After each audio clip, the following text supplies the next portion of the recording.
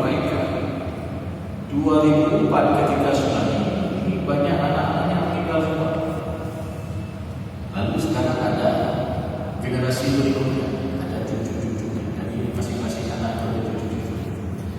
Tapi setelah tsunami kira-kira baru mau dibagi tahun 2026. Kegagalan kejadian atau skema ahli waris itu sudah banyak, sudah berlapis-lapis. Jadi belum diselesaikan kebagian atau orang tua meninggal anak belum dibagi dulu, meninggal keturunan atau generasi berikutnya sampai ke cicit sekarang. Sehingga ini hidupnya kalau dari tahun 2003 2026 tadi sudah 20 tahun. Lama sekali. Ya. Kenapa ini terjadi? Karena kita penundaan dalam waktu yang lama. Jadi ini rentan juga terjadi masalah.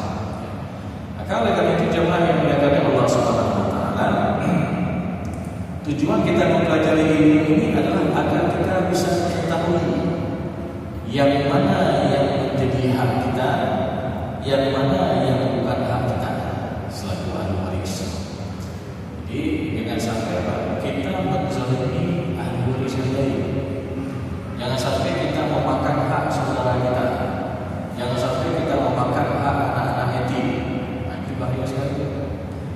Jadi tujuan kita belajar ilmu ini itulah ya, agar yang pertama kita memberikan hak bagi tiap-tiap ahli waris yang berhak, dan jangan sampai kita menzalimi kepada hak dan ahli waris yang lain. Contoh kasus ini juga baru ditanyakan beberapa hari yang lalu ketika seorang suami meninggal dunia, meninggalkan seorang istri. Kemudian almarhum ini punya 2 anak perempuan, tidak ada anak laki-laki. Ya, jadi kita ulangi, seorang suami meninggal dunia, meninggalkan ahli waris ada istri, kemudian 2 anak perempuan. Kemudian almarhum ini punya 2 orang adik perempuan kandung. Jadi almarhum ini punya adik kandung. Lalu almarhum masih hidup paman, adik ayah kawin juga.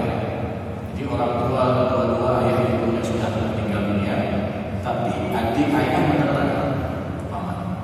Kita lagi ahli warisnya ada istri, 2 anak perempuan, 2 saudari perempuan kandung, ya, adik perempuan daripada almarhum 2 orang, dan ada paman. Maka dalam kasus ini jemaah yang dimuliakan Allah Subhanahu wa taala, bagaimana kita menjelaskan ataupun penyelesaian terhadap kasus tersebut. Jadi ketika ada orang yang meninggal dunia, hal yang pertama kali kita tentukan adalah penentuan ahli waris sebelum pembagian. Jadi kita tentukan mana yang berhak, mana yang tidak berhak sebelum pembagian, karena pembagian ini butuh proses. Bagian ini dia butuh proses yang lama. Barangkali misalkan ada harta di kampung, upaya inventarisir, lalu ada uang almarhum di bank, ini juga harus kita tanya ke pihak bank. Jadi ini kan butuh proses.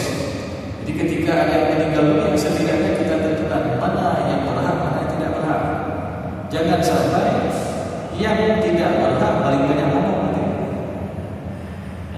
Yang anak kalau gambarnya seakan-akan dia paling berhak. Jadi dalam kasus ini termasuk ahli waris yang berhak yang pertama istri yang berhak. Karena kenapa?